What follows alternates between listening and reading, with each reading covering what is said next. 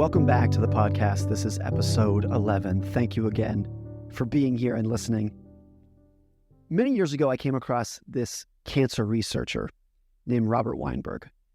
I am by no means an expert in cancer research in the slightest, but I came across Robert Weinberg because of his ability to communicate really advanced, complicated cancer topics to a lay audience that I could understand. So I became a Robert Weinberg fan. And I watched this interview with him recently, and somebody asked him about the fact that he has worked at MIT in the same office for 51 years. And here's what he had to say about that. People say to me sometimes, how could you stay at one place for so long? We all know the lives of academic gypsies who spend 3 years here, 14 years there, 5 years there. And each time, each place they settle down, they make friends, social friends, colleagues, and then after a period of time, they and their families are uprooted and moved to some other place. And there's never any constancy in their lives, never any robust social network, never any lifelong friends whom one can associate with.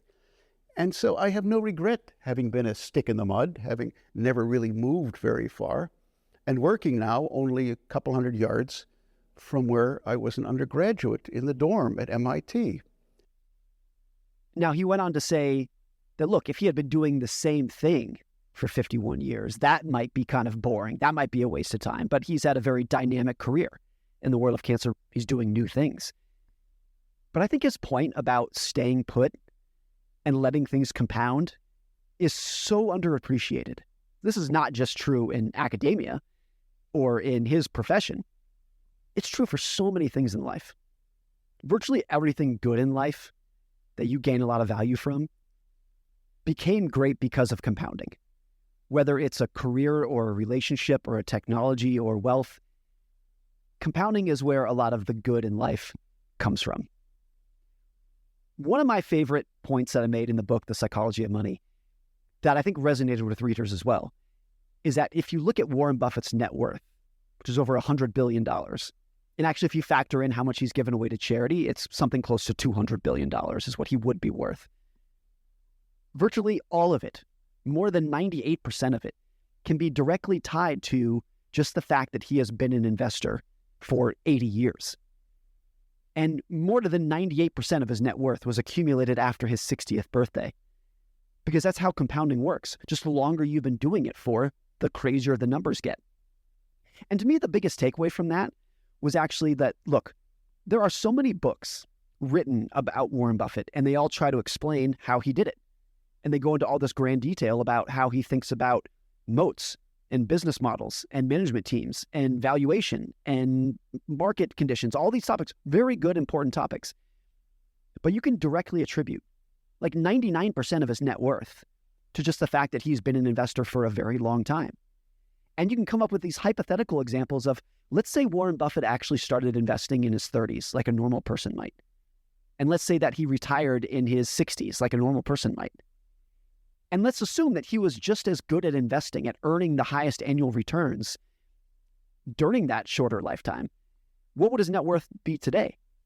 In that hypothetical situation, it's 99% less than it actually is. All of his net worth is just the fact that he is stuck with what he's been doing for so long. It's just like Buffett's partner Charlie Munger once said, the first rule of compounding is to never interrupt it unnecessarily.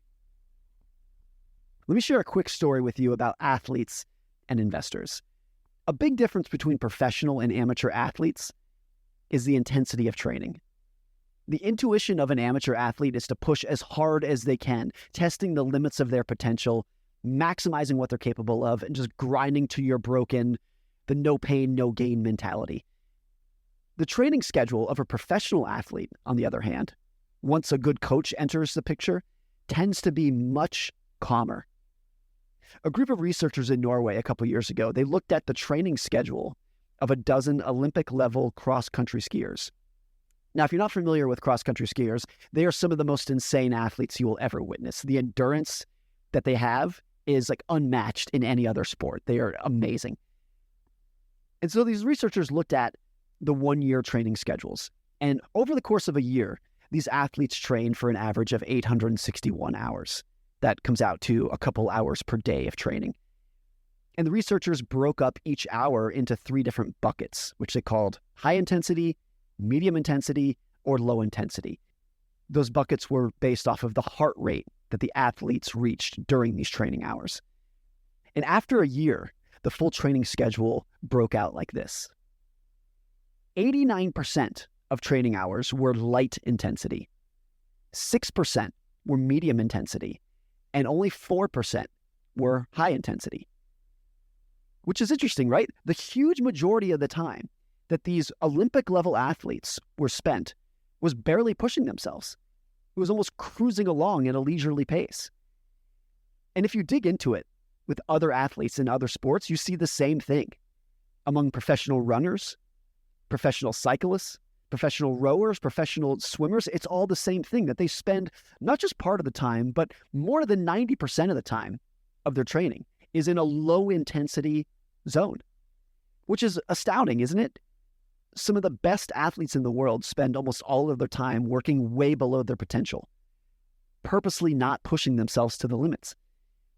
They don't race at that leisurely pace, of course. They might be at the highest levels of intensity for an hour or more during their competition. But in training, you tend to build the best athletic machine when longevity is favored over intensity. When your body gets a signal to adapt versus thinking that it's been temporarily tortured, and when you're less subject to an injury and mental burnout. Steven Seiler, who is an exercise physiologist, he once explained, he wrote, quote, "Professional endurance athletes go for a long time at a low intensity where they can recover and repeat it day after day. And that is what really brings success. For the highest levels to be attainable over time, the training process has to be sustainable. At higher levels of intensity, chronic levels of stress leads to burnout and stagnation." Let me repeat one of those lines that is so important here. He says, for the highest levels to be attainable over time, the process has to be sustainable, which is also how it works with money, isn't it? The most important investing question is not, what are the highest returns I can earn? The intuition is that's the most important question in investing, but it's not. By far the most important question is, what are the best returns that I can sustain for the longest period of time? What can I keep going for the longest time? Compounding is just returns to the power of time. Time is the exponent that does all of the heavy lifting. And the common denominator of almost all big fortunes isn't returns, it's endurance and longevity. Earning excellent returns for a few years is not nearly as powerful as earning pretty good returns for a long time. And there are few things in this industry that can beat earning average returns for a very long time. That's the biggest and most obvious secret in investing, that average returns earned for an above average period of time leads to extraordinary performance. And I think what we've seen in the last couple of years in markets is actually the flip side of that. So many investors over the last 5 years went out of their way to maximize annual returns, squeezing every potential penny out of every opportunity that they could find in high growth stocks and tech stocks. They wanted the highest risk investments, often fueled with leverage. They did that because the opportunities were everywhere. Everything seemed to go up, every asset month after month, and that felt great. It always does. But I think what we've seen over the last year is that a lot of even the best investors were the equivalent of an athlete who pushed themselves to 110% in every training session. And now they're burnt out. And for a period of time, they felt like champions. But over time, they will be lapped by the investor who just casually jogs along each day way below their potential, who can sustain their training and build a body, so to speak, that can adapt and recover for the next day, just like the athlete. It's counterintuitive, but you will likely maximize your investing gains over your lifetime if you go out of your way to not maximize your annual returns, instead focusing on merely good returns that you can sustain for as long as possible. Carl Richards, a financial advisor, he once made this point that I loved. It always stuck with me. He said, for the average American, their house, their home might be the best investment that they will ever make. And that is not because housing provides great returns. It does not. It's not even the leverage that's part of this equation. The reason it will probably be the best investment that people will ever make is because it is the only asset that people will buy and are willing to hold it for 10, 20, maybe 30 years.